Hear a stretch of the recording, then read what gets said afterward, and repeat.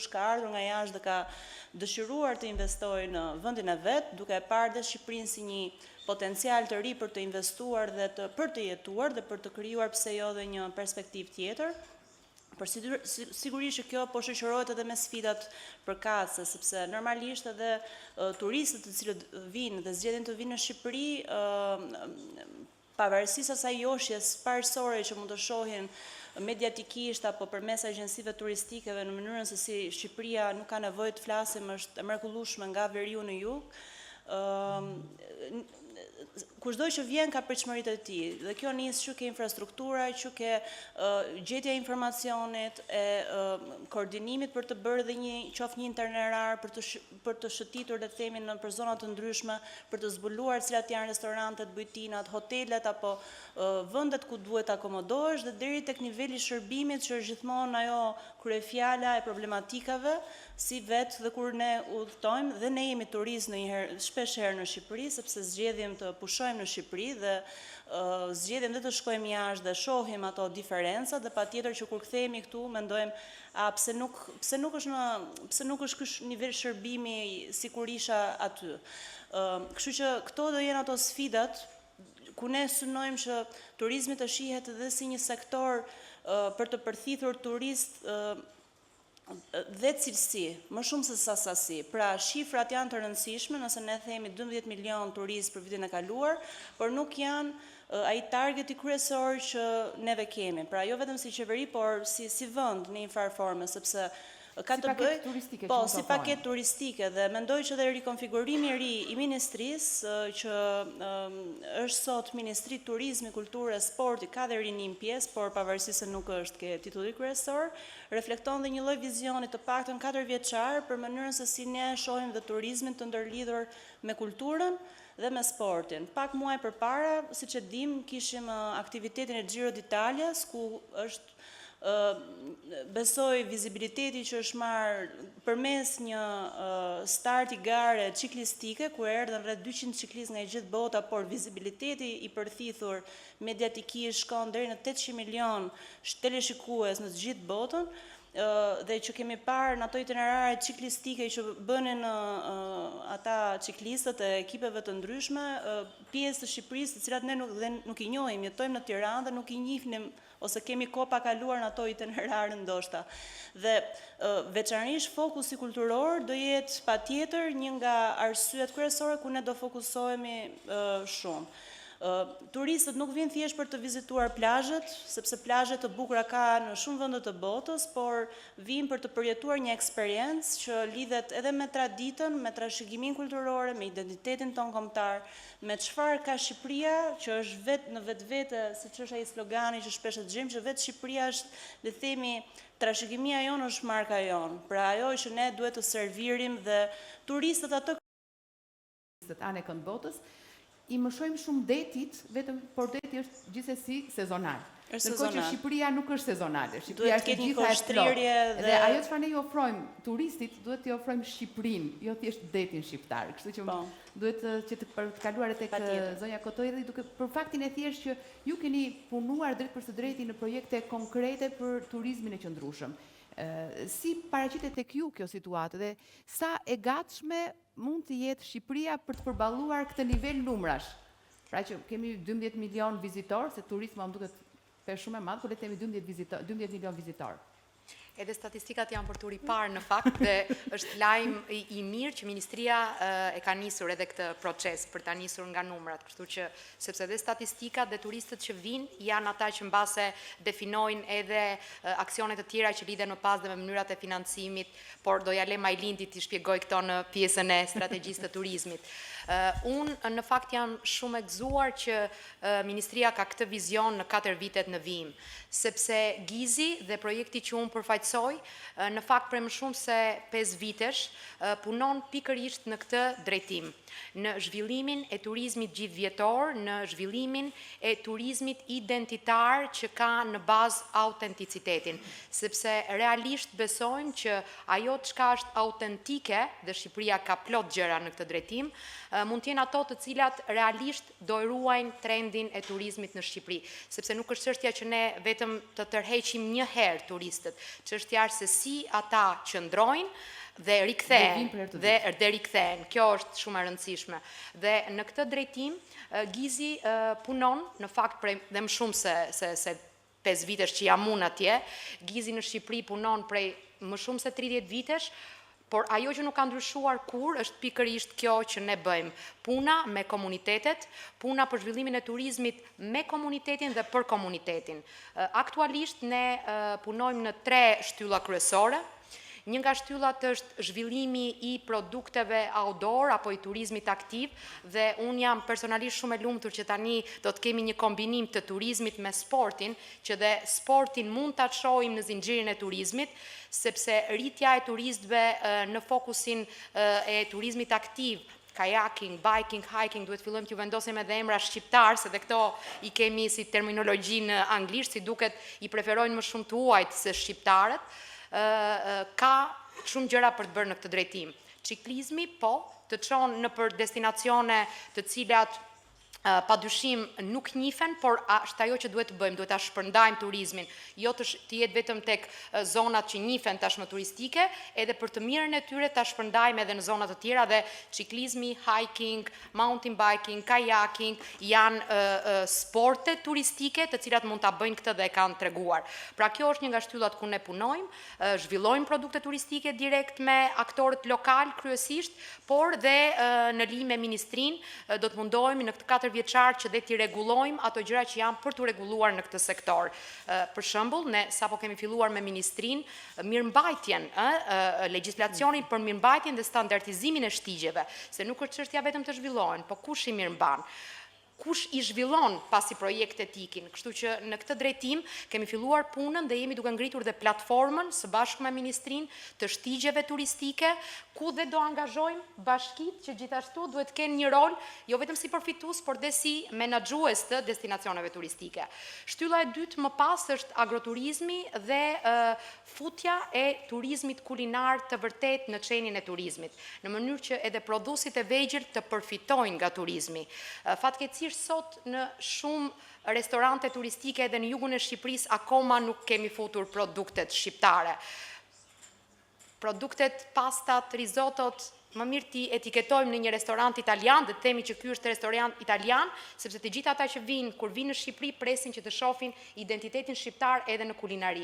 Dhe në këtë drejtim kemi filluar të bëjmë regjistrimin e produkteve në skemat e cilësisë. Janë produktet që Italia, Franca dhe Portugalia janë kampione në Europë, por dhe Shqipëria nuk ka pak.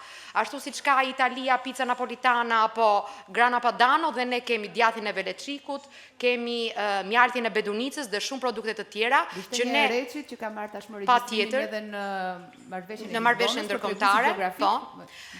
Jemi në proces që kemi regjistruar 14, janë qindra të tjera që presin të regjistrohen dhe këtu sërish kemi punë për të bërë në mënyrën se si ne e incentivojmë dhe e facilitojmë dhe japim rrugën dhe fermerëve të vegjël që të përfitojnë nga zinxhiri i turizmit.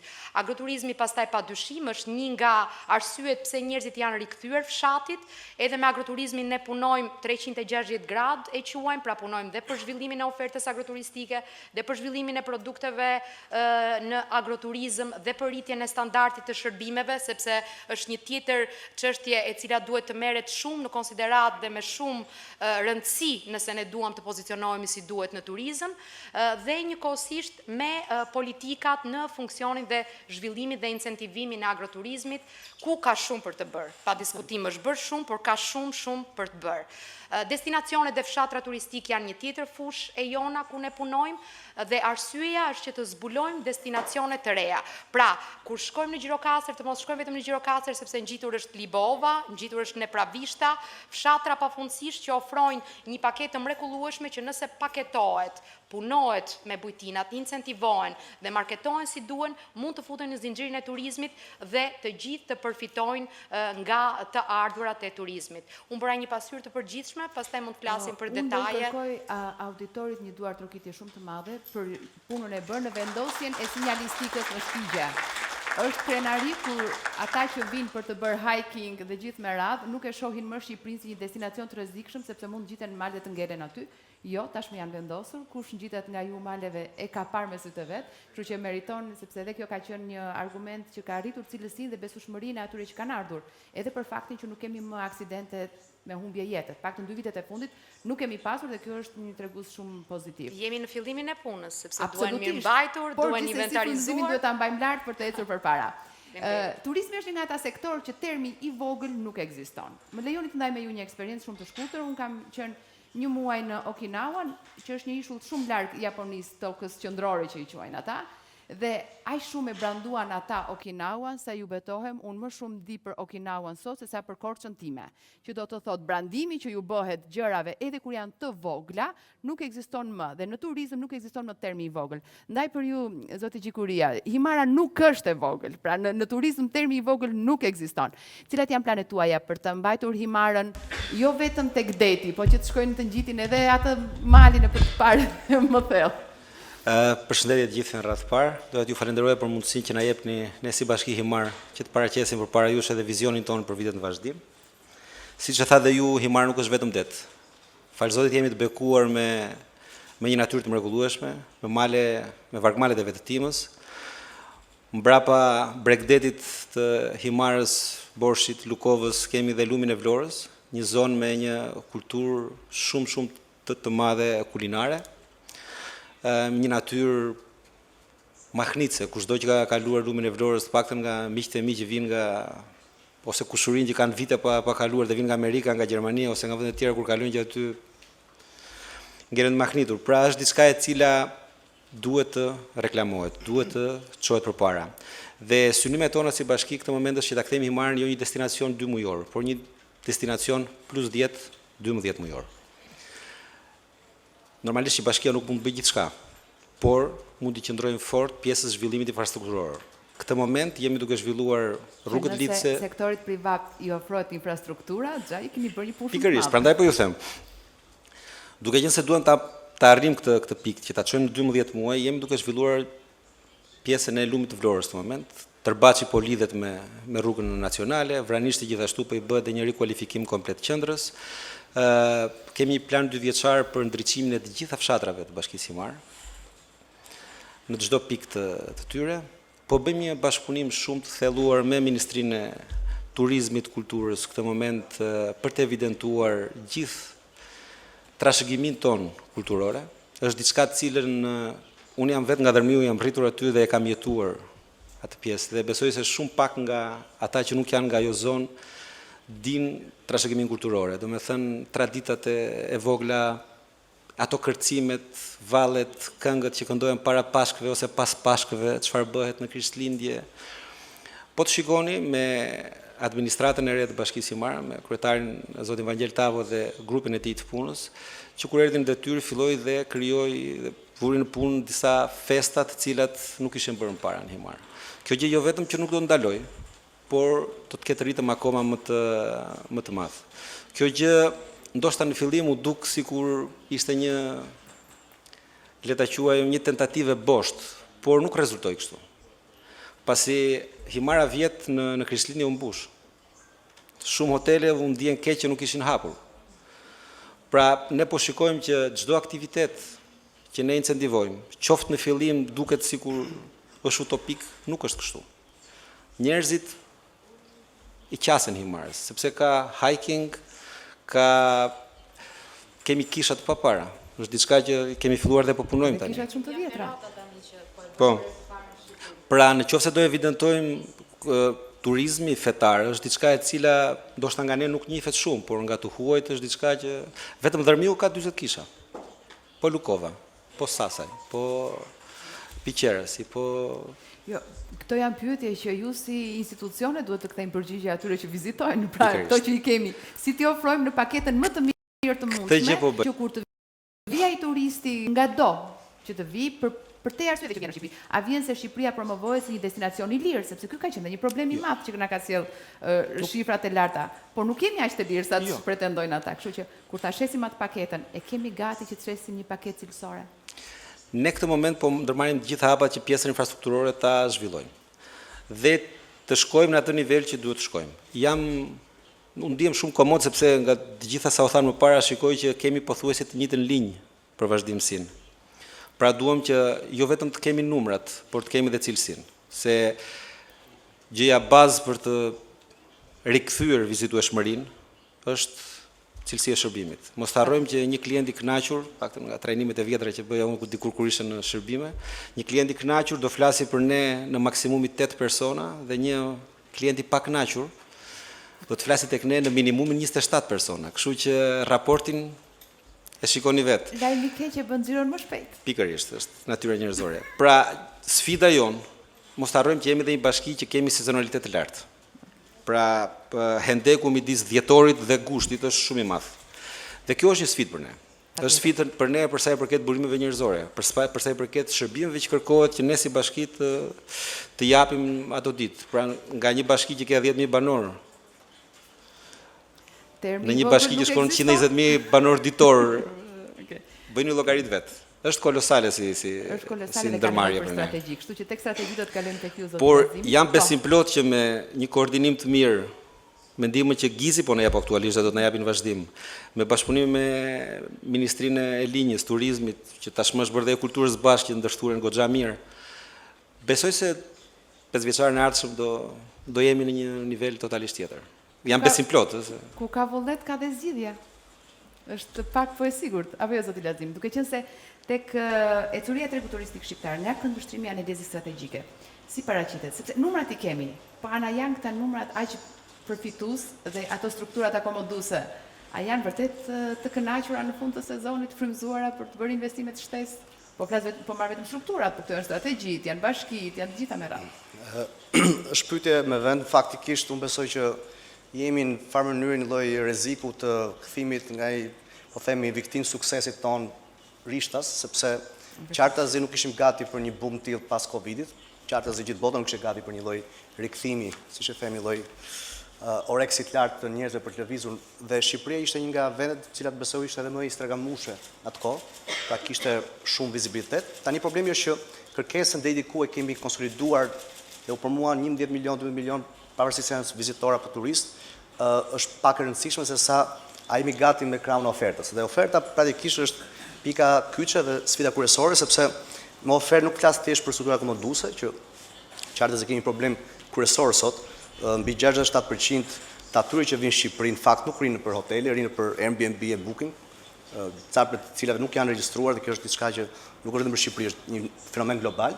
Po do duhet adresuar nga pikpamja rregullatore, fiskale, ligjore, sepse krijon një lloj mungese barazie në kuptimin e funksionalitetit të sektorit turizmit. Pra nëse unë jam një hotel me 20 dhoma, gjithë me mua është dikush që ka 10 apartamente që konkuron në mënyrë pa denjë. Pa kjo është një diskutim tjetër që ka të bëjë edhe me elementi social fakt, sepse një nga gjërat që ne shikojmë qartazi të Tiranës paktën është fakti që kemi një rritje të çmimit të qirave.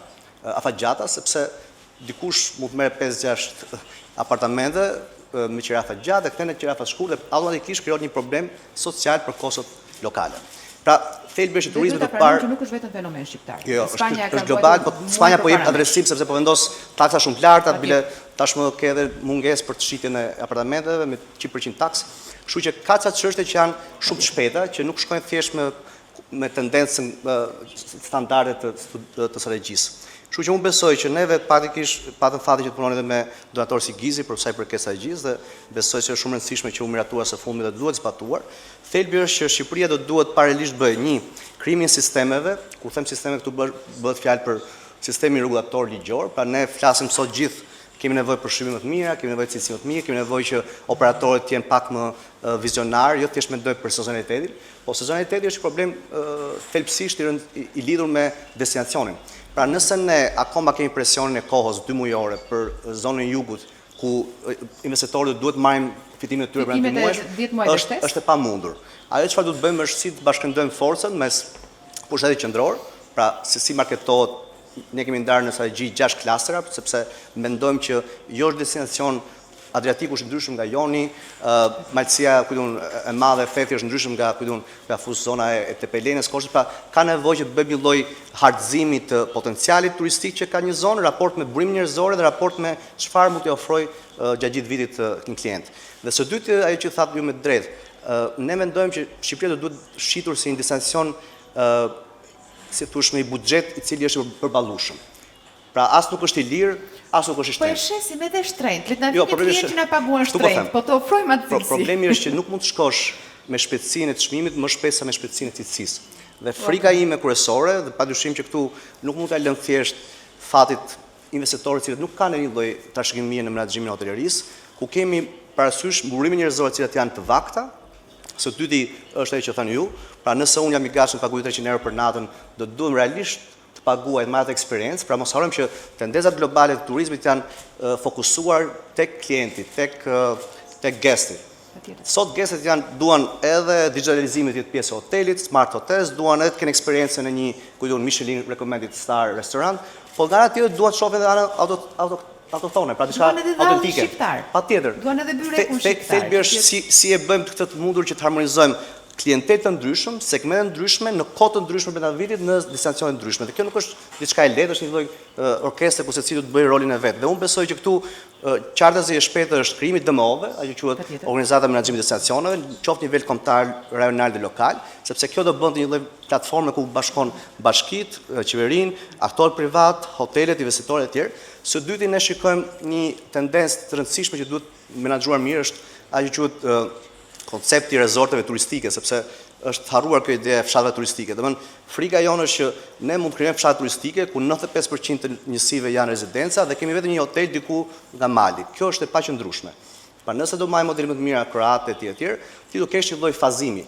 Së pari, vija bregatare do duhet të jetë hotel. Pra qartazi, nëse jam biznesmen, unë do doja të bëja gjitha vila, rezidenca, dhe unë kuptoj oreksin e biznesmenve që duan të shesin rezidenca vila. Problemi është që qeveria do të bëjë një regulatori që thotë po, ka nevojë për rezidenca 50%, 60%, po ka nevojë për 30-40% njësi akomoduese. Mund të jenë rezidenca, po mund brandohen si ajo brand residences që përdoren si struktura akomoduese. Pra, koncepti i resorteve mixed use, ku ti ke brenda një farë mënyrë një lloj qyteti, ku ke rezidenca, retailing, ke shopping, ke gjithçka brenda, është koncepti më i dur. Mund të marrë modelet Malizi, jo kudo është e mirë, po ka modelet të qëndrueshme dhe ka krijuar një lloj segmenti të elitar.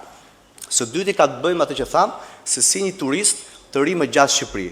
Është e pamundur të rish më gjatë nëse s'ke çfarë bën. Pra, nuk është çështje kapaciteti financiar. Çfarë bëjnë, po s'kan si shkojnë, sepse infrastruktura është full transporti. Pra, mund kemi rrugë, po mos kemi transport publik. Pra, nëse unë vi në aeroport, përveç taksive do duhet di, okay, mund shkoj te Lalzi përmes një transporti publik apo jo. Sot s'shkon dot, fatkeqësisht. Pra, elementi i konektivitetit ishte një bekim për ne, sepse besojmë që një nga faktorët kryesorë pse kemi këtë fluks të madh turistësh është fakti që thjesht janë futur dy operatorë të rëndësishëm low cost, Wizz Air, Ryanair. Dhe është më se normale çdo destinacion të fillojë kështu. Problemi që kjo nuk është e qëndrueshme që ti të kesh 70% të pasagerëve përmes low cost, sepse krijon këtë varësinë e një turisti i cili deri diku mendon që për pak lek mund të shijojë shumë çka, por problemi është që ne për flasim për turizmin e qëndrueshëm, do shikojmë elementin midisor. Është shumë e rëndësishme. Thash për pjesën e investimeve, patjetër që kur krijon kantier ndërtimi ku 90% janë rezidenca, qartazi impakti midisor është i dyshues ose pikë pyetje. Së dyti është elementi i komitetit lokal. Ne kemi shumë pak destinacione, përfshirë jugun ku ato që shërbejnë aty janë lokal, janë kryesisht nga Tirana. Dhe kjo nuk mund të jetë qëndrueshme në afatgjat sepse ti krijon një gap edhe në Tiranë pastaj për shërbimin. Se po bëm shumë praktikë, po flas gjëra konkrete. Sepse e mira e këtyre konferencave kjo është që të dalin gjetje cilësore dhe të drejtuara drejt në mënyrë të tillë që kur ndërtohet kjo strategjia për të dhënjet e lejeve pastaj që shkon te qeveria, të mund të mirë orientohen dhe të jemi të gjithë të gatshëm. Qëllimi pse po bëja ndërhyrjen është fakti që ne vërtet kërkojmë t'ju japim, le të themi, turistëve paketën më të mirë dhe jemi këta njerëzit e mirë, por burimet tona njerëzore, jo vetëm që shkojnë nga Tirana, po shkojnë nga Tirana ata që kanë bërë shkollë turizmi, edhe që kanë qenë në sektor është më mirë, por shkojnë nga një sektor tjetër dhe përplasen në sektorin e turizmit, që ka qenë një siklet shumë i madh, pak në sezonin e fundit. Bashkë me sezonitetin ka të bëjë me profesionin, a e quajmë dot një person që punon në hotel, një profesionist gjatë gjithë vitit, jo. Pra është perceptuar si një punë që e bëjnë studentët, e bëjnë njerëzit që do duhet bëjnë 3-4 muaj punë dhe pastaj bëjnë diçka tjetër. Pra aq kosa nuk kemi shtrirje dhe sezonalitet dhe ka një tendencë pozitive, do të jem optimistu, sepse po shikojmë që tur operatorë ndryshëm kanë filluar të marrin paketat në maj, në prill, tetor, nëntor, pra qartazi Shqipëria mund të shkojë të paktën me Malnezi, sepse ne kemi kohën më të mirë, ushqime të mirë, 2 dete etj. Ato e kanë 8 muaj, ne mund të shkojmë 6-7 muaj brenda vitit që po flasim. Disa prej tyre po e bëjnë. Golemi mund të jetë disa, po thuaj gjatë gjithë vitit një pjesë hotelet mirë. Pra, problemi është që sa rinë, mesatarisht i pas studimet tona, mesatarisht rinë gati 4.2 ditë në Shqipëri. Pra 4.2 net, më saktë. Rajoni e ka 6 net, 6.5, pra nëse ne arrim të paktën ta shtojmë 30% numrin e qëndrimeve, dhe nëse arrim nga 500 euro, 470 euro që është sot, shpenzimi mesatarisht për një turist shkojnë në 1.200 euro, sa që është Malizi, ti që këtu ke bërë një hop cilësor. Pra më mirë pret 20% më pak turist, cilët shpenzojnë 50% më shumë, se sa ke një fluks turistësh, cilët qartazi krijojnë një stres për komunitetin, sepse mos harrojmë, ai që vendos sot në Venecia, në Barcelonë, kudo, ajo quhet për overturizëm. Unë besoj që nuk ka overturizëm, ka keq menaxhim turizmi. Pra, të nëse ti arrin të bësh paketa, pra këto i them dhe investitorëve, hotelierëve, pse mos ashesësh natën 100 euro në prill? S'ka rëndësi të keqe, pse mos ashesësh tetor, po themi 70 euro. Pra, elementi i shtrirjes të në kohë të pushimeve është diçka që e duan dhe klientët vetë. Mos harrojmë kemi dhe diskutimet tani tendencës për digital nomads, si mund të kesh pafund në Shqipëri, në Tiranë që vinë edhe në punëtri 1 muaj, 2 muaj, extended stay, pra ka aq shumë variacione brenda segmentit turizmit që ti mund ta mbash në disa destinacione siç është Dehimara, e cila është patjetër sfidë në vetë, sepse ka shpërndarje shumë të madhe nga një anë, do të kuptoj dhe sfidën që ka vetë bashkia, sepse duhet të menaxhojë dhe pjesën e mbetjeve, shumë gjëra tjera që janë stafet janë të cunguara, di dhe mohabet, nga një anë tjetër ke gati 10 fish më shumë rezident për një kohë caktuar. Kështu që këtë kuptim, unë besoj së pari kemi të bëjmë me edukimin e tregut dhe unë pjesë më të madhe kohës për izë vërtetës e sqaroj ose ri me investitorë, sepse u them, mos nëse jeni gatshëm ose nëse doni të merrni paratë në turizëm për 5 vjet, 4 vjet, bëni ndërtuesin, mos bëni hotelierin, mos bëni investitorin në turizëm. Do duhet jeni gatshëm mbi 10 vjet. Pra jemi të gatshëm ne që realisht bëjmë një lloj filtrimi se kush do merret me turizëm dhe kush do investojë në turizëm, sepse të më thuash që ka merr më të mirë nuk mjafton, pa që kosa ti ke kamarier që nuk din të sillen me klientin. Pra, kështu që unë besoj që le të fokusohemi tek burimi njerëzore, sesa tek investimet fizike që janë të rëndësishme, dhe nga tjetër do duhet që të koordinohemi nivel kombëtar, rajonal, lokal me burimin njerëzor, cilat një pjesë e tyre janë të importuara, po besoj që prap edhe fushë e turizmit, qartë për shembull, rasti konkret Filipinasit janë përshtatur shumë mirë në housekeeping ose në po s'mund të kesh një ne s'mund pranojmë, jo s'mund pranojmë, se patjetër mund të vinë më së pritur, po nuk dua unë për shembull si klient që vi nga Gjermania, Franca, ku do në Itali, është si ka, dua të shkoj në një marë dhe më del një nga Bangladeshi më shërben kafen. Pra këtë pa dashur të jem as cinik, as racist, por problemi është që ti shkon në një vend, siç tha dhe Sofiola, që ti duash të kërkon të gjesh më të mirë aty vendi që të se gjen as Itali, as Francë, as Gjermani.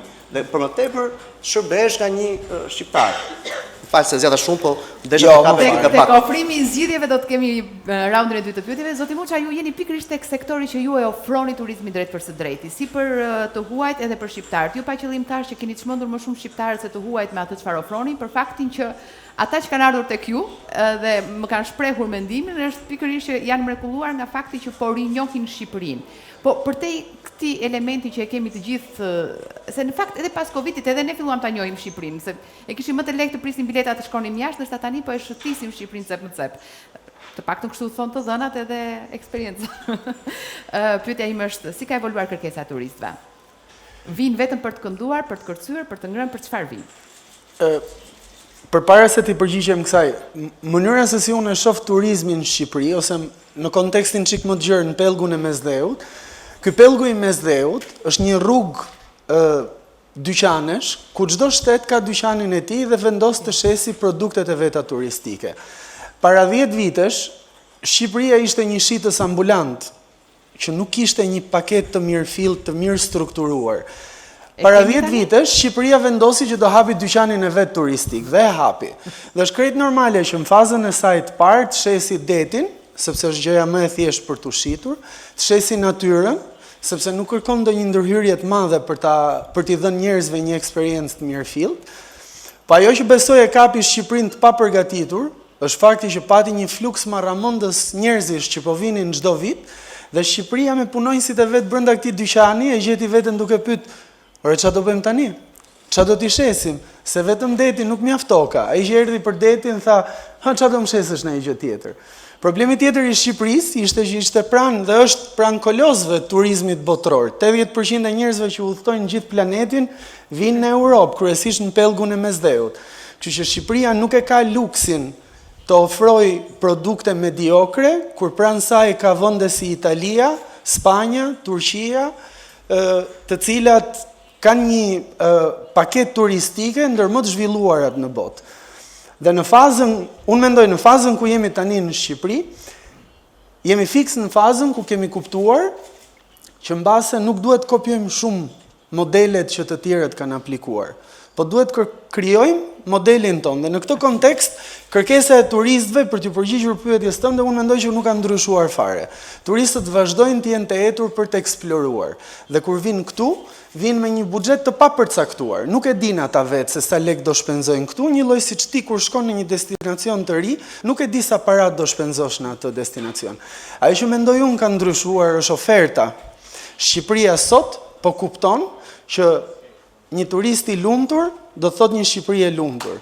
Dhe si do ta bëjmë këtë turistin e lumtur? Vetëm me këto pastat italiane nuk e bëjmë dot, se këto i kanë ngrënë në Itali edhe atje nga duart shqiptare ishin gatuar. Luftat e Dibrës janë edhe të regjistruara si tregues gjeografik, është një ofertë shumë e mirë. Patjetër, po nuk e kam vetëm kontekstin kulinar, se sa e kam në kontekstin e trashëgimisë kulturore jo materiale. Nëse do flasim për trashëgimi kulturore jo materiale, ne nuk, më falni, për trashëgimi kulturore në tërësi, ne nuk konkurrojmë dot me vende si Italia dhe Greqia.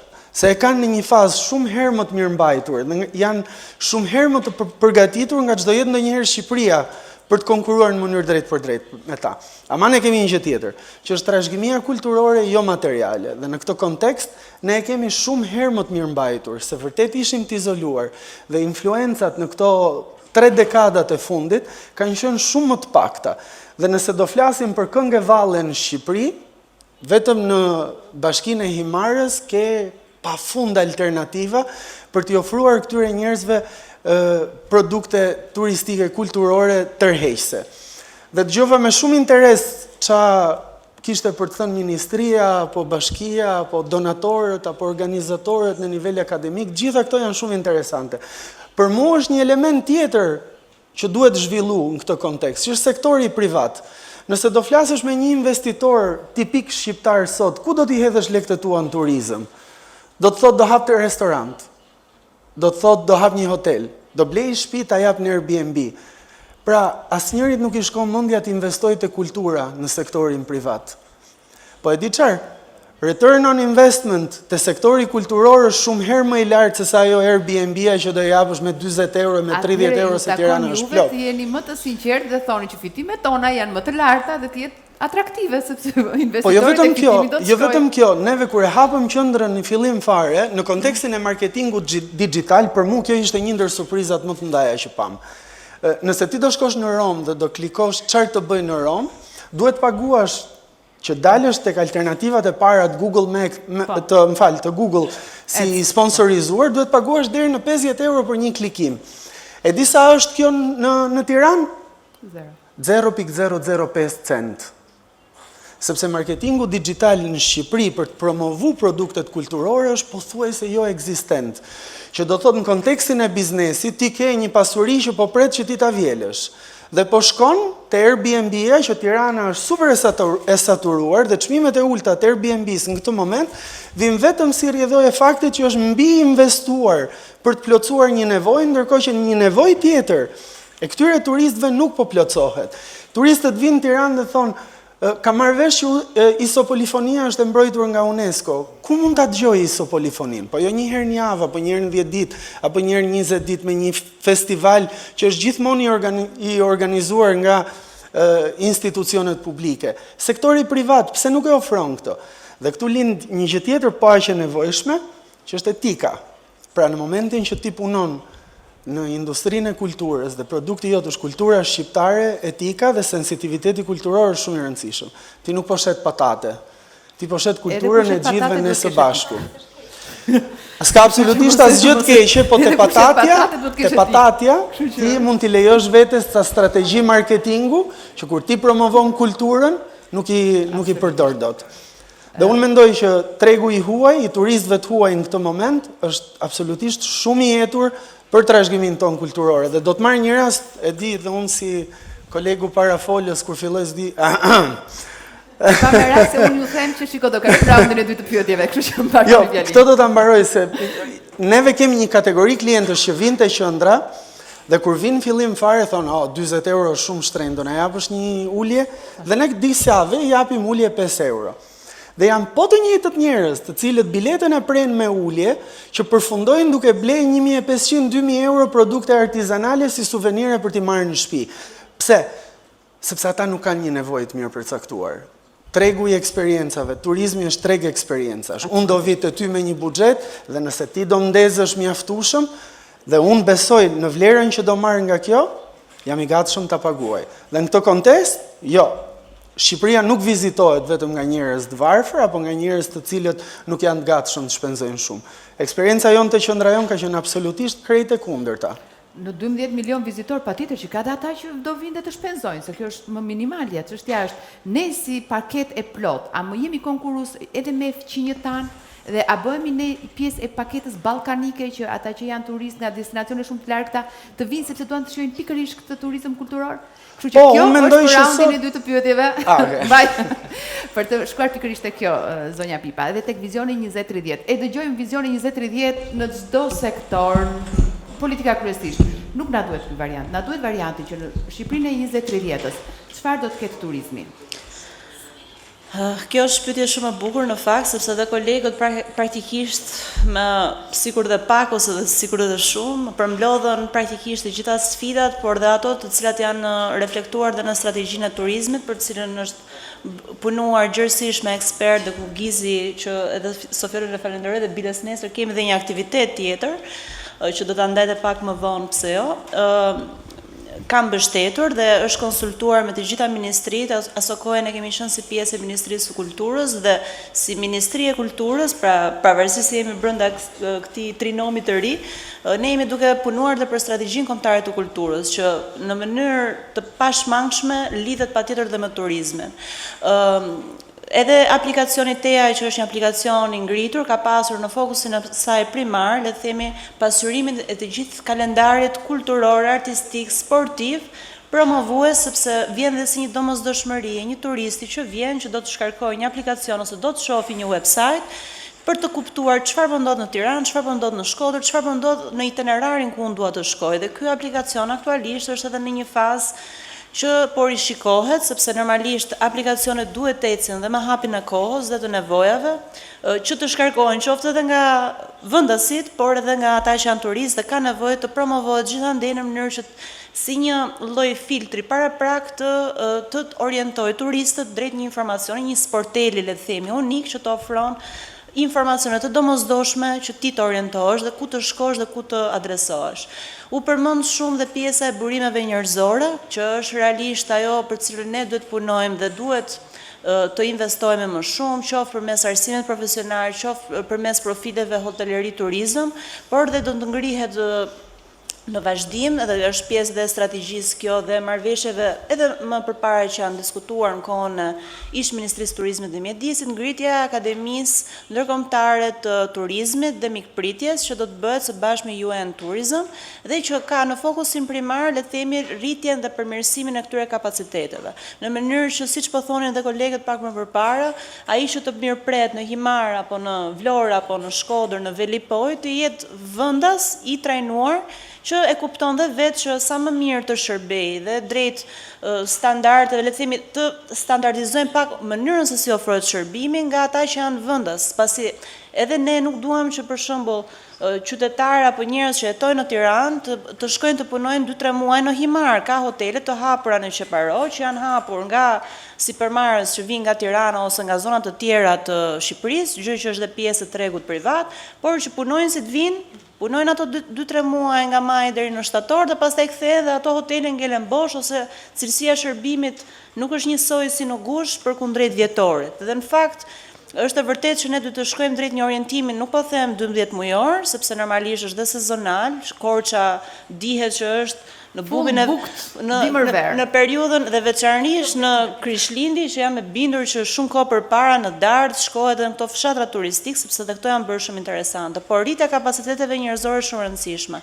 Trajnimet dhe domethënë dhe punësimi i këtyre të rinjve që ne shpesh edhe iniciativa siç Armando po thotë, është vërtet orientimi ku ne duhet të synojmë, sepse edhe ajo që ne lidhim pak me turizmin kulturor është dhe një pikë që një shtyllë që po merr shumë fokus në vitet e fundit është dhe industria kreative. Pra, pak kohë përpara neve na erdhën një tur producentës që vinin nga Hollywoodi, nga HBO-ja për të bërë një sightseeing ose për të parë disa lokacione vendodhje të ndryshme në Shqipëri, për të parë mundësi të ndryshme të xhirimesh, sepse kanë një interes normalisht edhe për shkak të kostove apo ndërlidhjes me tregun. Plotësisht dakord, po pyetja ime është Shqipëria e turizmit 2030. Po. Aty si do të jemi? Parashikohet, le të themi tani, nëse ne i referohemi objektivave specifik që ekspertët normalisht kanë punuar dhe që e thash dhe në fillim që nuk është thjesht punë e një Ministrie e Turizmi, është një punë e përbashkët që lidhet me pushtetin lokal, me Ministritë e Linjës që lidhen që ke infrastruktura dhe përmirësimi i itinerareve, që rezulton, le të themi, në një plan më afatgjatë në le të themi 4 fishimin e të ardhurave në buxhetin e shtetit vetëm përmes formalizimit të tregut, që është gjithashtu një problematik dhe një sfidë që duhet lidhet që ke monitorimi i tregut, sepse ne shkojmë në restorante, në hotele, qoftë edhe vetë dhe na vjen turp të kërkojmë faturën dhe ndërkohë ata nuk e sillin faturën dhe këtu do të jenë edhe instancat e tjera që e kontrollojnë, gjobisin dhe ato të ardhurat të shkojnë dhe në buxhetin e shtetit në mënyrë që buxheti i shtetit dhe bashkitë kanë atë mënyrën e vetë të përmbledhjes së të ardhurave, të investojnë drejt përmirësimit të infrastrukturës, që tani punohet për sezonin e ardhshëm turistik, që shihet që ke linja Bregdetit deri tek shërbimet që duhen ofruar, qoftë tek ato eksperiencat të cilat duhen paketuar sipas zonave dhe është kjo ndarja rajonale që është bërë në 6 rajone, që është konceptuar dhe si pjesë e strategjisë, duke qenë se tipologjitë ndryshojnë. Pjesa e rritjes së kapaciteteve, që thamë rreth 65% e këtyre të rinjve presupozohet që do duhet të jenë pjesë e zinxhirit të turizmit që të ofrojnë shërbimet të tyre dhe patjetër që kjo kërkon një koordinim. Kjo është një punë koordinuese që lidhet që ke infrastruktura, rrugë, aeroporte, porte, që ne i dim shumë mirë investimet të mëdha që po bëhen dhe që pritet le të themi të inaugurohen, të cilat në mënyrë të tërthort ose direkte do të sjellin një lloj impakti të menjëhershëm. Unë mund të flas më shumë për pjesën edhe kulturore, ku vetëm muzeet apo institucionet e rëndësishme kulturore që ne presim të inaugurojnë, për shembull vitin e ardhshëm, besoj brenda pranverës do të inaugurohet Galeria Kombëtare e Arteve, e cila për rreth 3-4 vite ka qenë mbyllur.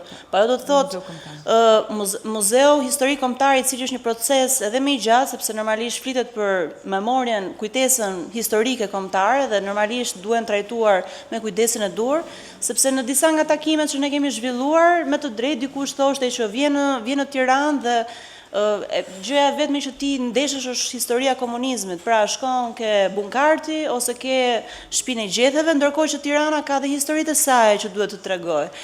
Po, për ato bunkeret tona vazhdojnë të klikohen si destinacioni ose më saktë kurioziteti më i madh i turistëve. Patjetër, por ka dhe shumë më tepër për të mësuar për historinë tonë dhe varet se si ne së bashku, institucione, ministri, bashki, por edhe sektori privat po shkon, siç është rasti dhe i Armandos, që unë e përgëzoj sepse ka bërë atë që ndonjëherë shpesh institucionet publike nuk e bëjnë siç duhet dhe e bën një i ri që mbledh disa të rinj dhe e bën përmes sektorit privat, duke gjeneruar dhe të ardhurat, duke qenë dhe i vetë qëndrueshëm, sepse të justifikohet që ne nuk prodhojmë dot të ardhura, ndonjëherë është vërtet justifikim dhe në fakt ka njerëz që me vendosmërinë e tyre dhe ka shumë eksperienca të tilla në Shqipëri, siç është rasti i Mrizit Zanave që kanë ardhur, kanë investuar aty në momente kur njerëzit kanë thënë ti që nge i çmendur që e duke bërë këtë gjë. Dhe janë sot si përmarrësit më të mirë që neve kemi. Dhe kjo frym dhe këto shembuj që ne shohim që janë shembuj pozitiv, besoj po frymëzojnë shumë të rinj apo dhe ata që jetojnë jashtë të vinë dhe të rikthehen jo në trajtën idealiste, por vërtet vinë të investojnë në vendin e tyre dhe të ofrojnë eksperiencën më unike që turistët apo edhe për veten e tyre të gjenerojnë të ardhura për të jetuar mirë në Shqipëri. I tekstu tu tango, po ky turizmi shqiptar është valle dhe është valle kuksi që ti je rresht dhe po gaboj njëri del valle shumë e shumtuar, kështu që ky është valle kuksi, nuk është thjesht dy veta, as marrëdhënia një individi. Zonja Kotelli, si mund të le të themi të involvohet më mirë, të përfshihet më mirë termi turizmi i gjelbër në Shqipërinë e 2030 ose turizmin 2030? Turizmi i gjelbër do thotë turizëm i qëndrueshëm, po se sa të flas teori, se çfarë është vetëm do turizmi i kërkoja gjelbër, pak më shkurt, ju lutem, unë fare që t'ju japim, unë fare shkurt mundësi do edhe që ta të shfrytëzojmë edhe panelin pse jemi këtu, se shpesh ato Patjetër. panele duhet bërë kjo, duhet bërë kjo, çështja është si të lidhemi që të kemi disa hapa konkrete dhe në ndihmë të ministrisë që sapo ka marrë portofolin e turizmit, kulturës dhe sportit, dhe më lejoni t'jap nga një shembull të vogël duke u nisur nga të gjitha ç'a than panelistët këtu. Do ta filloj nga biznesi dhe nga Armando. Shumë e drejtë. Biznesi duhet të marrë një rol tjetër në turizëm, por biznesi nuk e merr dot vetë si ty ndoshta Armando, duhet orientuar. Dhe këtë po e them me një shembull. Ne kemi 3 vjet me radhë që lançojmë platformën e ideve inovative në turizëm, ku ftojmë jo vetëm ata nga Tirana të shkojnë dhe të bëjnë turizëm në Imar, po të vinë turistët profesionistë në Imar, apo nga Mirdita, apo nga Korça për të ndërtuar produkte turistike. Ishim dyshues në fillim, nuk mendonim se do kishte, se dhe financimet nuk i kemi të mëdhaja, por energjia është atje, gati mbi 200 aplikime, dhe ne kemi arritur dhe kemi financuar deri më sot 50 produkte të reja turistike. Turi Trumzës, kajaku, hiking, në Presp, turistaneve, në Kolonjë e të tjera. Pra, edhe bashkit dhe ministria mund të marrë një rol orientues në këtë drejtim. Mundet të mos suportohen kaq shumë ndoshta festivalet, jam dakord, sepse dhe janë konsoliduar në një farë mënyre, pra ne tashmë i kemi konsoliduar këtë lloj produkti turistik, por dhe përbën turizëm vetëm në një moment të caktuar, në një ditë të caktuar, por mundet që energjinë që ndodhet në territor ta përcjellim për t'i orientuar drejt turizmit që ne duam të ndërtojmë. Turizmin e qëndrueshëm, turizmin e gjelbër, turizmin që lidhet me trashëgimin kulturore jo materiale, turizmin që lidhet me kulinarin e të tjera. Pra, ka forma se si mund t'i incentivohen. Nëse do shkojmë te bashkia, patjetër infrastruktura është shumë e rëndësishme, por një bashki e cila ka në fokus turizmin, mbase mund t'japim edhe pak tek sinjalistika turistike. Për shembull, unë isha s'po marrim Marët, do marr Korçën. Qytetin tim, Boboshticën, ku unë isha fshatin e stërgjyshes time. Tani Boboshtica ka 25 vjet që shqiptarët shkojnë atje për të ngrënë. Është fshati i parë që ka hapur. Pra e di gjithë Shqipëria që në Boboshtica hahet lakror, hahet mish i pjekur dhe kanë qenë të parët që kanë hapur shtëpitë e tyre për t'i kthyer në restorant. Por Boboshtica s'ka vetëm ato. Unë për herë të parë shkova dhe pash një kishë të shekullit të 14 që është unike dhe me vlera të jashtëzakonshme. Po ti mund të shohësh se si bëhet ajo rakia e manit që është aq e famshme. Po këto kanë nevojë për incentiva, kanë nevojë për orientim. Bashkitë mund t'japin rol në atë drejtim, por dhe informacion minimumi. Unë kisha gjithë turoperatorët këtu, shoh këtu që kemi një turoperator që ka qenë edhe në pjesë e paketave tona. Kisha turoperatorët dhe turoperatorët i thanë bashkisë, ku e ke informacionin që unë të ndërtoj këtë lloj pakete, unë s'kam nevojë fare. Ku janë informacionet? Minimumi duhet të jenë informacione diku online dhe kjo mungon dhe bashkit mund të bëjnë në këtë drejtim. Nuk është projekt i madh që kërkon shumë financim, kërkon thjesht angazhimin e duhur. Sinjalistika turistike, një turist i cili shkon në Boboshticë vetë, ka dëgjuar për Boboshticën. S'ka një sinjalistik turistike, mora Boboshticën që mos them te fshatrat e Imarës. Pra, kemi për të bërë shumë në këtë drejtim për të bërë gjëra të thjeshta. Me ministrin kemi filluar që disa modele suksesi, sepse s'është e thënë që modelet i marrim të gjitha nga jashtë, kemi disa modele që i kemi testuar dhe realisht funksionojnë. Turet e eksperiencës, turet që lidhen me trashëgimin kulturore. Unë doja le Lirës ta lançoj, po bëjmë tani një program fantastik që doja le Lirës ta lançoj, po flas vetë, që ringjall diçka fantastike në veri. Pra, modelet i kemi këtu. Nëse ne bashkëpunojmë ngushtë me ministrinë dhe institucionet përkatëse, këto lloj modelesh që kanë funksionuar mund të përshkallëzohen në territor dhe të sillin një lloj tjetër fryme. Dhe për të kthyer tek Majlindi në fund, pa diskutim që në afat gjatë, sepse këto janë ndërhyrje afat shkurtra, ndërhyrje të cilat ne i kemi tani, hajde i përkthejmë dhe të ecim që të mos humbim kohën. Por afat gjatë duhet menduar realisht për ndërtimin e organizatave të menaxhimit të destinacionit, sepse janë ato lloj organizatash të cilat e bëjnë bashkë edhe pushtetin vendor, edhe biznesin, edhe shoqatat, edhe bashkinë dhe janë ato që duhet jenë përgjegjëse për zhvillimin e produktit turistik, për marketimin e produktit turistik dhe për shumë të tjera. Kështu që kemi shumë punë për të bërë të gjithë, edhe në aspektin shumë shkurt, por edhe në afat gjatë dhe duhet i shohim gjërat tashmë si do jetë Shqipëria në 2030-ën dhe gjërat duhet të fillojnë nga diku që të mos kthehemi prap këtu, e ka nisur të tjerët më përpara. E ka nisur, është momenti ta nisim edhe ne. Jo për të treguar që jemi optimist patologjik, por për të thënë sa të vërteta ashtu siç janë. Është e vërtetë që ne kemi sfida të jashtëzakonshme edhe në turizëm, por është bërë dhe një punë e mirë. Unë di që sa herë na është dashur si media të prezantojmë Shqipërinë dhe produktet turistike tonat, kemi element shumë pozitiv. Ashtu siç kemi dhe anën tjetër të elementeve pozitiv. Por për te optimizmit patologjik, duhet të shohim mirë që ta bëjmë mirë.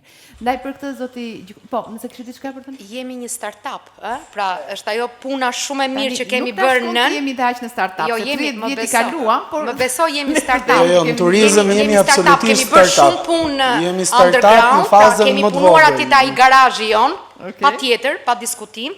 Startupi u lançua, tani startupi duhet të marrë rrugën e dur me politikat, me standardet, me orientimin, që të jetë produkt në treg edhe pas shumë vitesh. Në këtë rast e themi zotin ashtofdurimin që të mund të arrijmë këto elemente.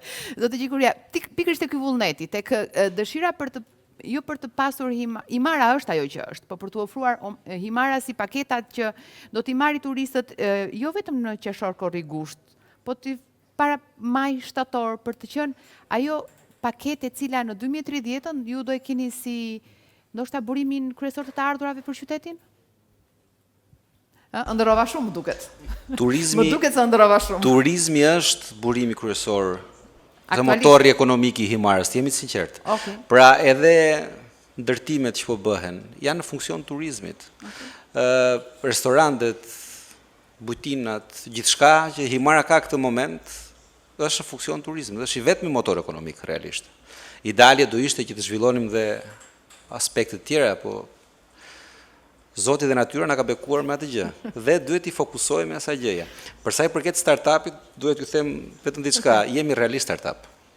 Në 2010 ose 2009 në Dërmi ose në Himar ishte asnjë e 10 e kësaj që është sot.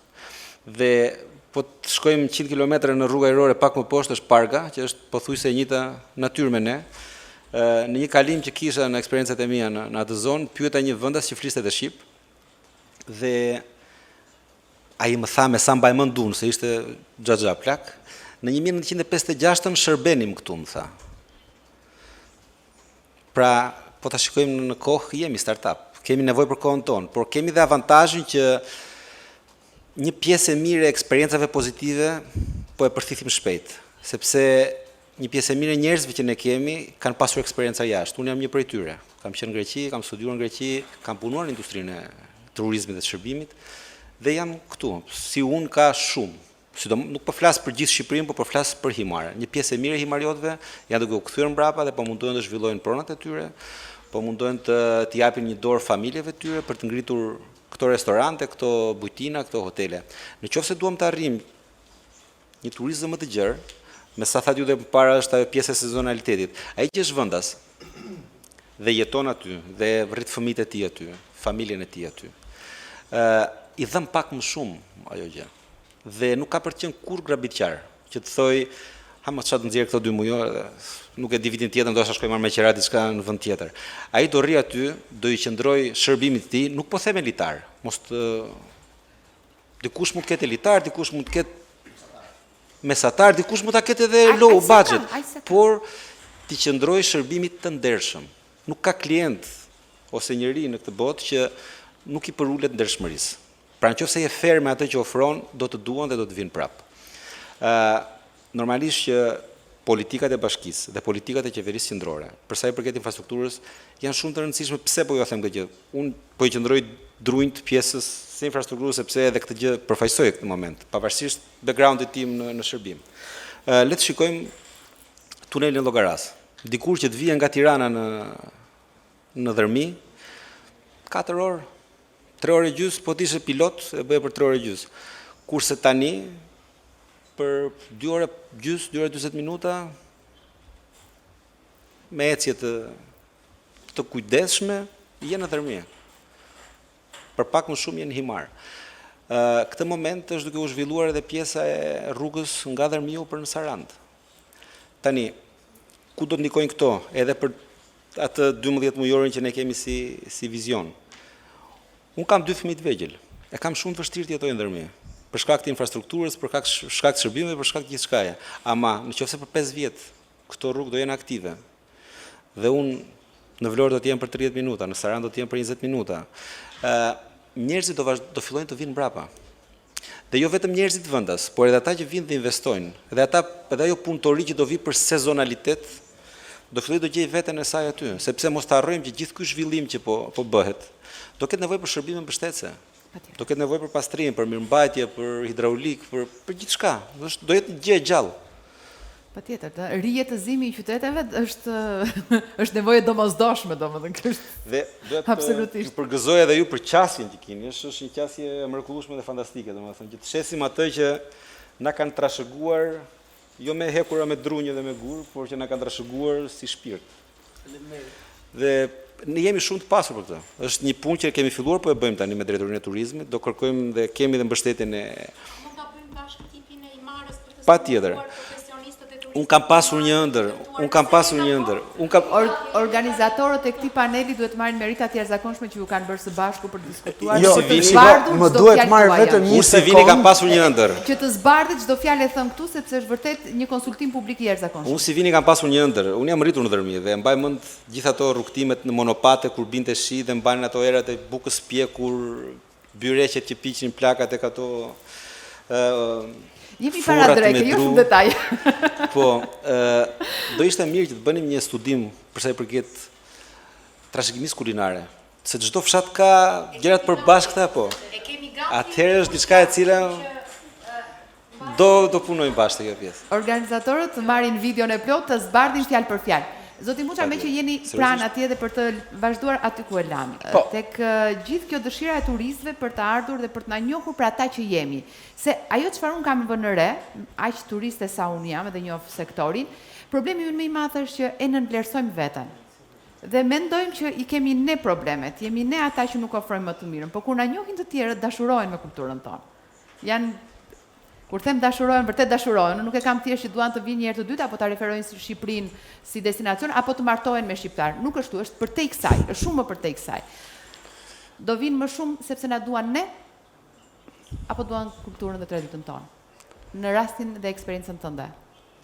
Unë mendoj që do vinë më shumë sepse do duan veten në eksperiencën që përjetojnë kur janë në Shqipëri. Këngët tona i bëjnë njerëz më të mirë ata që vinë dhe kërcejnë? Mos ta çem në nota nacionaliste se vërtet është e panevojshme. Shiko, unë mendoj që kultura shqiptare është shumë egzotike në sytë e pjesës më të madhe të shteteve të Europës, po edhe më tej.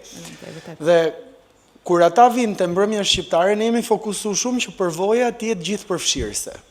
Pra, ti ta përjetosh kulturën shqiptare me gjitha shqisat e tua, po të tëra këto njëkohësisht, sepse vetëm në atë moment ti mund të marrësh atë ekstazën që wow, ç'a bëra. Pra kur shkon në Spanjë ke këtë mbrëmjen e flamenkos, kur shkon në Greqi ke mbrëmjen greke, kur shkon në Turqi ke mbrëmjen turke, kur shkon në vendet e lindjes mesme ke mbrëmjen arabe, dhe kur vjen në Shqipëri ke mbrëmjen shqiptare. Po mbrëmja shqiptare është e strukturuar dhe organizuar krejt ndryshe nga të gjitha këto pararencet. Pse? Sepse kultura jon ka ca elemente, ca nevoja që janë specifike të saj. Dhe kur ti i bashkon gjithë këto elementet, ky njeriu në atë moment ka harruar gjithçka tjetër dhe ka marrë eksaktësisht atë për cilën erdhi, të eksploroj një kulturë të panjohur me të gjitha shqisat. Dhe kur kjo ndodh, çanta hapet. Që është fokusi kryesor i gjithë këtij paneli këtu dhe i gjithë industrisë, pra të marrin potencialin maksimal nga turistët, po duke i dhënë atyre mbrapsht cilësinë dhe vlerën që ata meritojnë për potencialin që kanë sjellë. Sepse gjithë këto para që po vinë sot në Shqipëri janë para që para 10 vitesh nuk i ndronin dot.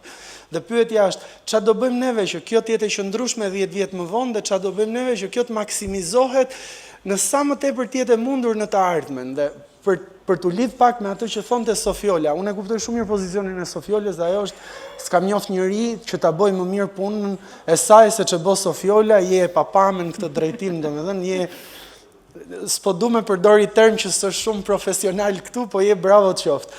Ashtu edhe detyra ime është, ashtu si Sofiola vëzhgon anën e kritikave tek institucionet me cilat ajo ka të bëj, mua më duhet të vëzhgoj pak anën kritike të sektorit privat. Nuk duhet krijojmë në Shqipëri atmosferën ku sektori privat duhet i ketë gjitha gjonat gati, asfaltin te dera, legjislacionin, gjitha këto fondet, grantet, startup 20 vjet duke marrë fondet, gjitha këto, kjo është një klim që unë mendoj nuk i duhet Shqipërisë. Sektori privat duhet ndërgjegjësohet, që duhet luash këllqet, dhe nuk është vetëm kam parat dhe do kem sukses. Ti duhet jesh inovator çdo ditë në punën tënde. Sepse kur e hapi Mrizi i Zanave agriturizmin këtu e sa vite përpara, ai ishte i vetmi dhe ishte monopol. Nuk i duhej atij të ndryshonte ndonjë gjë. Të gjithë shkonin tek ai. Më pas me punën që Gizi i bëri, nga një sot janë gati 1000, nuk e di sa janë, në të gjithë Shqipërinë. Sa? Mos e themi 1000 sepse jo të gjithë janë agriturizëm, se kjo nuk është. Sa janë zyrtar? 200 agriturizme. Dhe nëse Mrizi sot vazhdon të jetë akoma i pari, është fali inovacionit që ai ka treguar. Nuk kishte shteti shqiptar legjislacion për agriturizmin në ditën kur ai e hapi. Nuk kishte fishtasisht asgjë, s'kishte asgjë tjetër. Pra ndërgjegjësimi duhet të jetë paralel, mendoj unë, nga të dyja drejtimet. Jo vetëm nga ana e donatorëve dhe institucioneve publike, po ashtu edhe nga sektori privat. Bolli hodhëm para, gjithë shqiptarët investimet e veta i hedhin duke ble shtëpi. Pse? Do me thënë, me atë vlerë parash, nëse do investosh te kultura, po te kultura në sektorin privat, jo vetëm publik, sepse duke vazhduar, duke bërë festivale publike me hyrje falas, jemi duke vrarë sektorin privat kulturës, sepse nuk konkurojmë dot me një festival të ministrisë ku janë 300 artistë me ndriçim që unë nuk e përballoj dot. Ne nuk konkurojmë dot me këtë. Pra duhet ta edukojmë edhe publikun që kultura duhet paguhet. Shumica e shqiptarëve, dhe kjo Lira kam përshtypjen këtë e di më mirë se sa unë, është drejtorat gjithë, te qendra jon duhen të vinë falas me ftesë. Se jemi mësuar që te institucionet e kulturës, nëse ti ke një rang, ti nuk paguan, ti e merr falas. Dhe të duash të paguash për kulturën, në Shqipëri kemi të mund të paguajmë me pa avalle, patjetër që të paguash. Artistët duhet paguajnë, artistët nuk duhet jetojnë në mbijetesë. Dhe nëse po flasim për forcën punëtore, lërm të them që kemi një sektor të industrisë këtu në Shqipëri që ke punonjës pafund që janë gatshëm, që është industria e kulturës. Artistët sot po punojnë në për restorante me 30.000 lekë nata për të performuar, po flasim për artist të një kalibri shumë të lartë. Dhe kjo është padrejtësi. Pse? Sepse nuk është padrejtësi në kontekstin politik, publik, investime. Është padrejtësi sepse është një sektor që është lënë tërësisht i pazhvilluar. Vazhdojmë hedhim miliona euro për ndërtuar pallate dhe për të blerë shtëpi të 3, të 4, që do ta hedhim në Airbnb me 30 euro nata, dhe këto para po t'i investonim në sektorin e kulturës, do kishim një return on investment shumë herë më të lartë, në një afat kohor shumë herë më të shkurtër, dhe vlera e shtuar e atij biznesi do jetë po e njëjtë me vlerën e asaj shtëpie që bleve. Dhe në këtu jam pak dakord me Sofiolën, ku them që po, mbase informimi, këto modele që funksionojnë, që nuk duhet të jenë tonat. Unë me zor po pres të kemi konkurrent, ja japun biznes planin, le ta bëjnë. Sepse sa më shumë zgjerohet industria. Sot në Barcelonë ke 300 teatro ku punojnë 11.000 artistë vetëm për mbrëmjen e flamenkos. Bjem dakord që këtë panel të ripërsëritim në studio televizive, që t'i themi gjërat edhe më publikisht? U bëre si Sofiola, u ktheve te puna dhe ti tani, hajde. Unë vesi del me shpirtin, unë atë do të shdor nga gastaria. Të falenderoj për gjithë çfarë thatë. Kur ndërhyn shteti, prish punë, thot Ayn Rand. Ndërkohë që te strategjitë na duhet shteti, se na duhet baza ligjore, na duhen rrugët. Tek strategjitë e zgjidhjes. Po shkurtimisht lutem. Është temë gjerë, të nga e para, na duhet na dimri. Problemi është që ne thamë të, turizmi është sa që është kontent, se ne këtu tani kemi thënë 100 herë që kemi këtë, kemi atë, është e kot të themi këtë, është dhe storytelling. Dhe me sa kuptojmë, edhe kjo gjë ka munguar dhe duhet jetë pak më e rëndësishme. Pra si e paketojmë një produkt turistik. Ato që tha Armando, pra nëse Armando ishte thjesht dikush i panjohur, mund ta bënte për pasion atë gjë, por pra aq kosa e ka komercializuar dhe ka shumë gjëra që komercializohen. Madje bota po komercializon gjëra që se ka, mund shkosh tek kështjella, ku jon po ka shkuar Selaniku rrugën. Jo, Rumani kemi kështjellën e vampires, po m'vjen emri tash. Dragulës, që s'është ka qenë fare rumun. Pra thelbi është që stisin, pra bota po stis figura, stis atraksione, stis gjëra të paqëna, ku ka njerëz që shkojnë të shpenzojnë lek. Tani thelbi është që të shkojnë përtej pjesës folklorike të gjës. Do duhet se cilit bëj punën e vet. Turizmi nuk është një, dhe unë besoj që si ekonomist e them, nëse ka një sektor, dhe këtë do mbyll ndoshta, i cili është shumë vështirë që të zëvendësohet fuqia punëtore. Gati, ne themi non-tradable service. Pra ti mund sot ke zëvendësuar fasonet sepse i bën Bangladesh. Call center i bën diku tjetër. Është vështirë të zëvendësosh atë kamarierin, menaxherin e sallës, menaxherin housekeeping me robot. Japonia ka bërë vetëm një hotel për momentin. Pra thelbi është mos harrojmë edhe për arsye pragmatiste, turizmi do duhet të ketë, dhe unë këtë kam si apel, shoh që ka një tendencë për të thënë që me pak lek bëjmë shumë gjëra. Jo, me pak lek bëjmë pak gjëra. Pra thelbi është duhet financuar më shumë si sektor, dhe këtë e them në nivel kombëtar, qeveritar, lokal, s'mund pretendojmë që turizmi që sjell kaq miliardë euro në vit, ka këtë buxhet që ka, tani mos flasim, se gjithë po tankohen, dhe bashkia ndoshta. Jemi në fazën që po hartohet për buxheti për vitin tjetër, tani ti themi kërkesat publike. Dhe një gjë tjetër që unë e shoh decoupled, në kuptimin që është pa sens, është diçka që se kuptoj pse, nga një anë kemi rritje turizmin, nga ana tjetër nuk kemi rritje të bujqësisë. Domethënë, është për ta ardhur keq edhe për shkak të vetë rezidencëve. Pra nëse ne do duhet realisht kemi turizëm qëndrueshëm, dhe atë domatën, kastravecë me djathtin ta shesim 8 euro, ndoshta 10 euro, sot e hedhim mollën, lume etj. Kjo është gjëja që më vjen më tepër. Pra kemi një lloj zhvendosje ose një lloj mos rakordimi mes bujqësisë që është thelbi i turizmit qëndrueshëm dhe turizmi i cili do duhet merr më shumë njerëz, të vinë më shumë njerëz, shpenzojnë më shumë, konsumojnë më shumë. Aq më tepër që është një mënyrë mirë për të zëvendësuar edhe një lloj plagë të hershme që kemi me migracionin. Pra,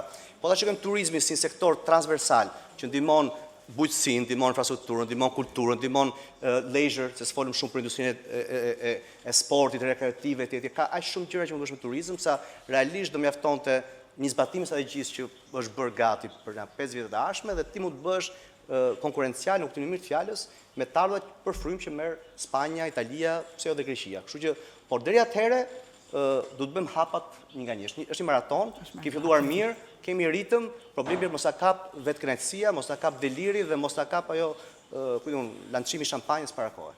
Atëherë pastaj kemi dështimin të sigurt. Pyetje nga salla. Në një pyetje që e keni kështu që të mos vazhdoj, se po vazhdova unë edhe 3 orë të tjera këtu jemi.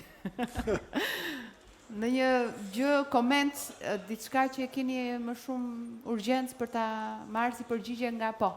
Po bëj dhe një prezantim të vetes tënde, lutem.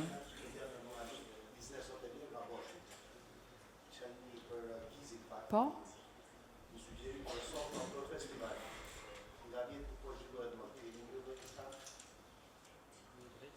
Ja, ky është problemi, exit strategy. Do të zhvillohet vitin tjetër, sepse organizatorët e kanë menduar që do një bashkëveprim shumë më të fortë edhe me bashkinë. Gizi prej gati 3 vitesh është tërhequr tani më, pra është në një farë mënyre iniciatori që e ngriti, por tani ai duhet të ecë vetë. Dhe nga komunikimet që ne kemi me organizatorët, janë në tratativa për të zgjidhur disa problematika që lidhen me strategjinë, dhe këtu duhet dhe bashkëveprimi i biznesit, sepse dhe biznesi vetë duhet të kuptojë sa i rëndësishëm është, se mendojnë se ndodh 2-3 ditë.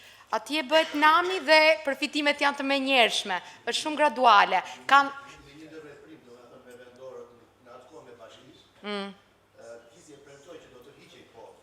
Edhe jemi të rrequr.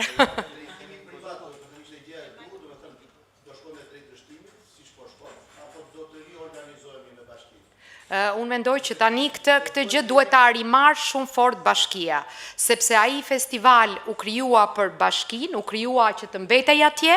Gizi nuk mund ta mbajë gjatë gjithë kohës.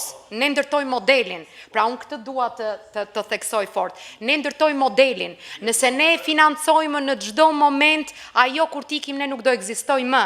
Nëse biznesi dhe shumë bukur doli e mendon që ajo është një gjë e vlefshme për zonën, për sezonin, duhet të ndërhyjë bashkia, të lidhet me organizatorët për ta risjell ashtu si duhet. E di që ka një seri problematikash dhe me vendin, me sa më kanë informuar, me vendin ku zhvillohet festivali. Po, do me thënë...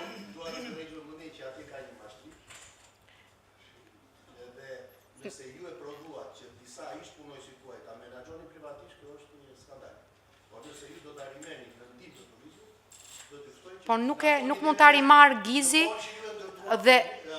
dhe nuk e menaxhon Gizi dhe Bledar Leka nuk ka qenë kur punonjës i Gizit, me qenë se i referojni personit që organizon festivalin.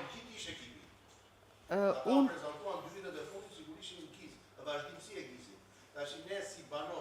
kur e ndërtuam bashkë me juve, me Gizi ka artën që ka folën atë me bashki, e ndërtuam që t'ishte bashkarisht, jo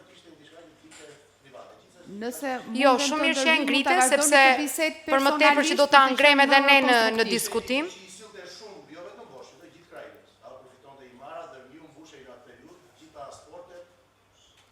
Shiko.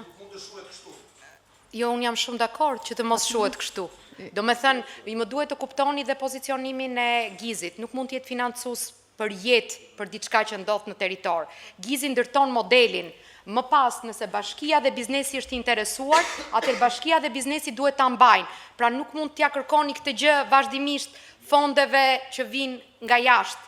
Pra në qoftë se ti e funksionon, ti tregon që funksionon dhe u duket që funksionon dhe është një kërkesë, atëre duhet të bashkia bashkë me biznesin duhet ta ringren atë festival.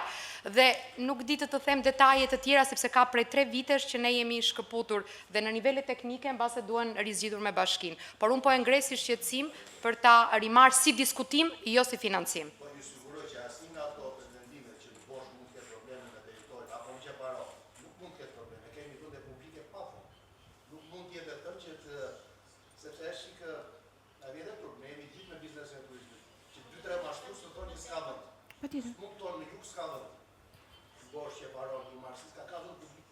Shiko, këto janë detaje që jo, prandaj është bashkia për ta mbajtur, më kupton. Se ne duke qenë se jemi të rreshtur nga diskutimet. Është rast shumë specifik dhe është rasti që pasi të mbyllim panelin të vazhdoni diskutimin dhe të gjeni zgjidhjen deri në fund, ta shteroni, se ne të tjerë që nuk e dim çfarë ka ndodhur, ne dim vetëm festivalin domethënë, kështu që absolutisht po, absolutisht. Zonja kishte një pyetje?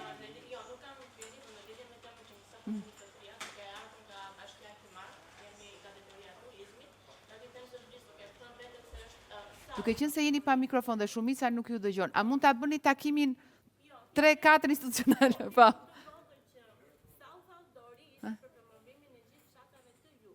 Okej.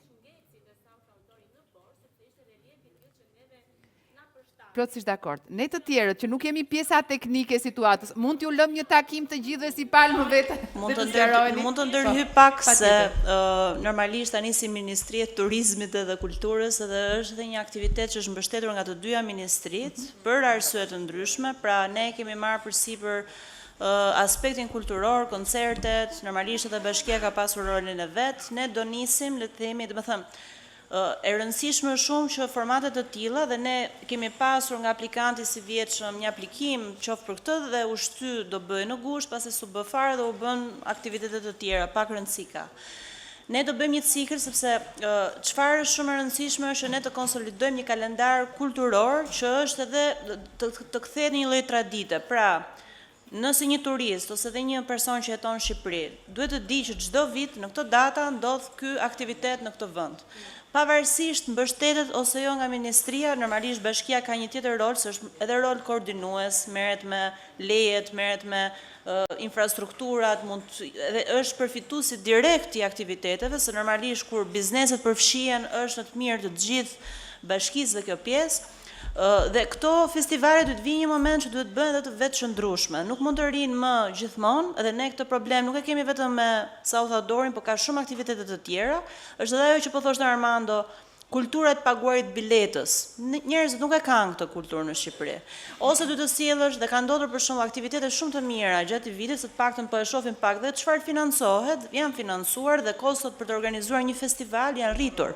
Është rritur kosto për të ngritur stage, këngëtarët kanë pagesat e veta, fotograf, njerëz që do merren me montim çmontim.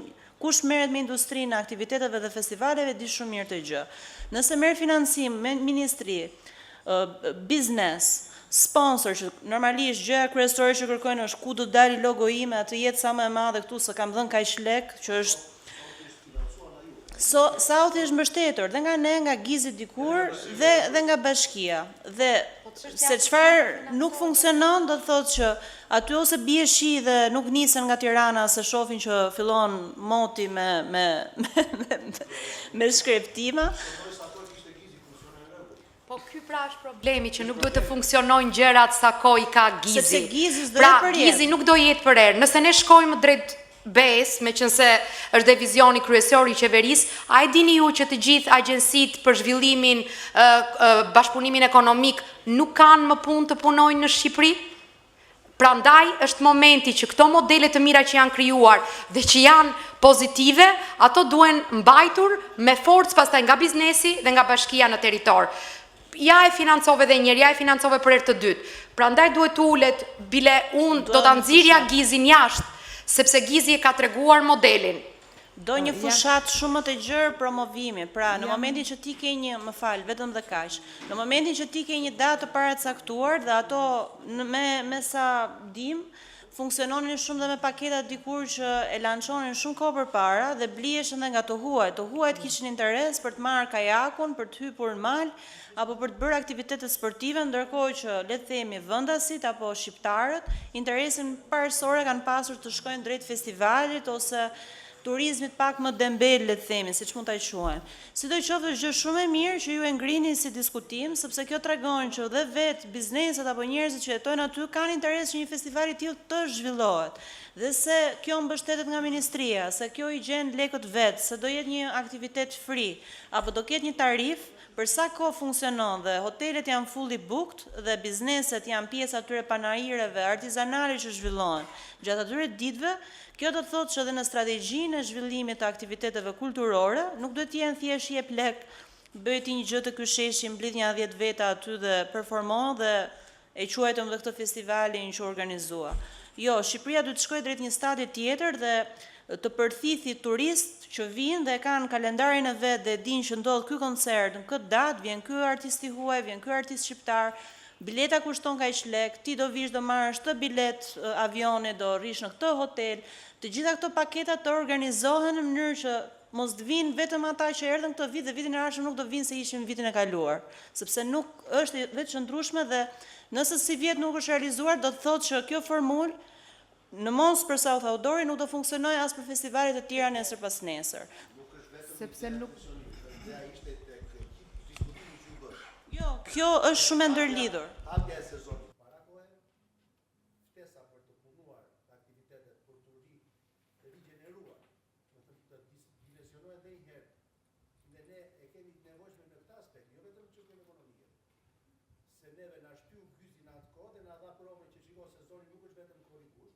Po duhet hapur dhe në fakt jemi më hapur, më që në marë. A ka mundësi dhe 6 muaj, pra festivali në i farë mënyre ishte kjo... Sebebi. Kjo është si Sun Hill në Kosovë, që ka impakt shumë madh. Pra, jemi dakord që duhet të bëhen të gjithë aktorët dhe faktorët bashkë, sepse është vërtet Valle Kuksi dhe nuk është një tango e gjithë historia dhe industria e turizmit. Pra, i kërkon të gjithë aktorët, kërkon qeverinë qendrore, pushtetin lokal, organizatat, si përmarrjen, por edhe edukatën qytetare, sepse turizmi është edukim nga fillimi në fund, jo vetëm me trashëgiminë kulturore, jo vetëm me kulinarinë, jo vetëm me infrastrukturën dhe udhëtimet apo ngjitjet e maleve. Turizmi praktikisht është ombrella e jetës, sepse për turizëm nuk është se po bën një jetë luksi. Për sa kohë ne ende e kemi turizmin si koncept luksi në jetën tonë, do kemi probleme madhore. Turizmi nuk është luks. Është stil jetese dhe duhet ta kemi të gjithë dhe e meritojmë të gjithë. A e bëjmë këtë me fatura shumë të mëdha, me fatura shumë të vogla, duhet ta bëjmë me fatura që na i mban xhepi jon. Kështu që këto planele janë jashtëzakonisht të rëndësishme, organizatorët meritojnë duartrokitje të jashtëzakonshme që ju ka bërë dhe na ka bërë të gjithëve së bashku në mënyrë të tillë që gjetjet që dolën nga ky panel të mund të adresohen qartë në të gjitha nivelet, edhe tek ju që jeni si përmarrës edhe jeni pjesëmarrës në panair. Unë ju falenderoj për vëmendjen. Zoti Lazimi, zonja Pipa, zonja Sofiola, Gjikuria dhe Muça, ishte kënaqësi të isha me ju në këtë panel me dëshirën që jo vetëm të përsëriten panelet, se panelet në fund të ditës fjalë mbeten, por me vepra konkrete që të kemi rezultate shumë të mira në 2030-ën. Mund të them vetëm diçka të vogël? Po. Ju faleminderit shumë që na vut bashkë këtu, sepse pas që u ndeshën gjëra që kemi secili nga ne nevojë që ti adresojmë, që ti bëjmë bashkë. Me ju. Pra janë gjëra që do përfitojmë të gjithë në fund të këtij panel. Faleminderit shumë. Ju falenderoj dhe juve për durimin. Po doni të merrni Valle Kuksi, besoj lart duhet të jetë patjetër, por secilin përgjegjësinë e vet. Paçi një ditë të mbarë dhe suksese me punimet e konferencës.